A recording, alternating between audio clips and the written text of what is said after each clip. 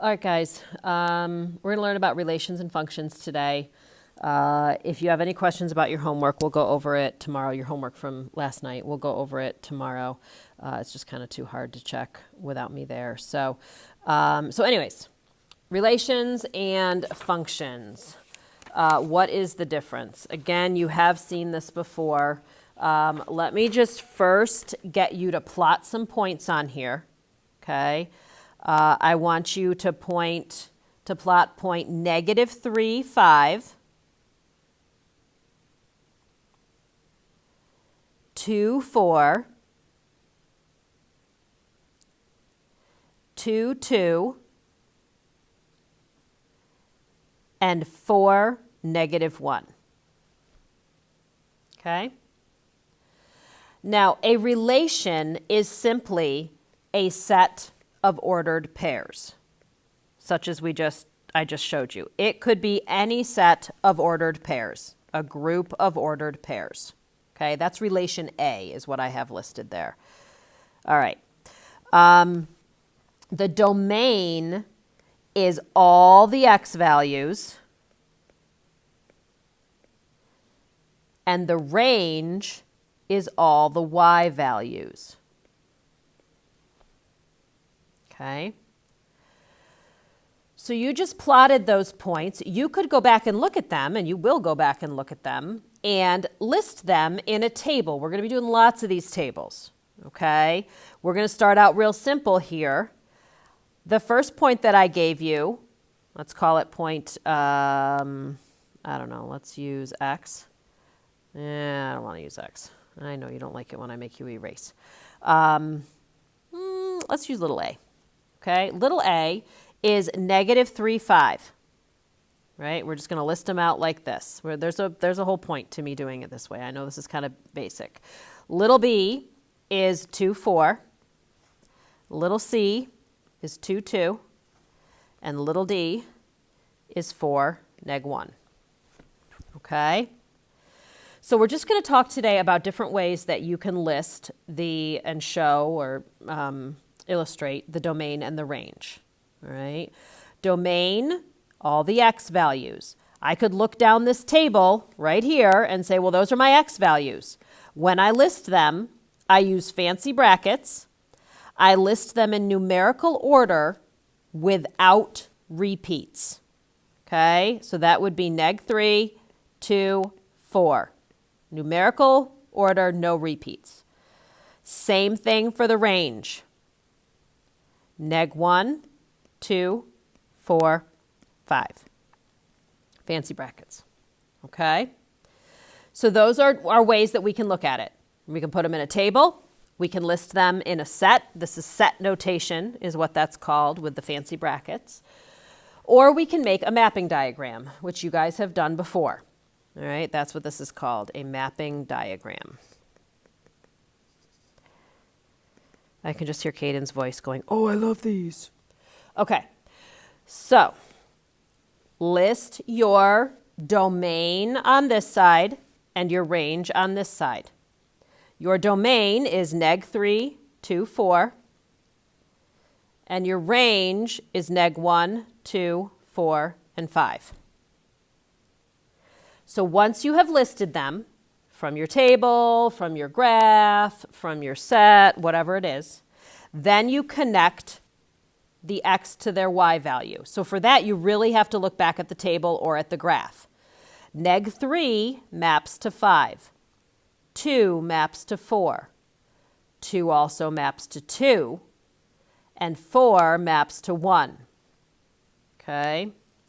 I didn't do my fancy line thing there. I got to do that again. Bloop. Okay. All right. So there it is. That's our mapping diagram. Now, let's talk about functions for a second. Functions are special relations. All right. They're a unique relation, which we will spend a lot of time talking about. Okay. But for a function to be a function, it means that each x coordinate is paired with one and only one y coordinate. All right? That means that each x-coordinate has its own unique y-coordinate. And this thing that we just mapped up here, this is the problem that makes it not a function. Because that 2 has 2 different y-coordinates. Whenever you have 2 lines coming out of one domain, one x value, that means it's not a function. This is not a function. So you're going to be spending some time tonight recognizing what's a function and what's not a function. The other way I know it's not a function is that I have in my table here, there's my 2's with separate y values. And here I have 3 domains and 4 ranges. Those are all signals to something not being a function. All right, pause the video if you need to catch up. Otherwise, flip it to the next side. Okay. Let's practice a little bit more here of mapping and determining whether something is a function or not. Okay, so I've got a few coordinates here. This isn't even a full graph. It's okay. You will often see where there's not a full grid here, and that's okay. In this grid, I have 1, 6, 2, 6, and 3, 5. That's not where I wanted my parenthesis. 3, 5. Okay, so if I put those in my mapping diagram, in my domain, I have 1, 2, and 3. And in my range, I have 5 and 6. When I draw my mapping lines, 1 maps to 6, 2 maps to 6, and 3 maps to 5. Okay? Now, remember that the rule for function is that each x value has 1 y value. And that is the case here. I don't care that there are 2 lines going into the 6. I don't care. My only concern is that there is 1 line coming out of each x value. And that is what I have in this case. That looks weird, so I'm going to get rid of it. That means that this is indeed a function. All right? So you're going to get used to seeing some of these. Let's look at some more. I'd like you to pause the video and put all of your domains into this and the ranges into this, and then turn it back on and see if you got what I got. So I want to do, it's really easiest if you do it in numerical order. There's a 2, I got rid of that. There's a 1, and there's a 2, and there's a 3. Okay. And then for my ranges, I'm going to have, let's see, I see a -4 in my y values, a 0, a 2, and a 3. So now I want to map them. 1 to 3, 2 to 0, 2 to 3. There should already be warning bells going off, right? 3 to 2, and -2 to 4. Okay. Is this a function? It is not. And this is the reason why.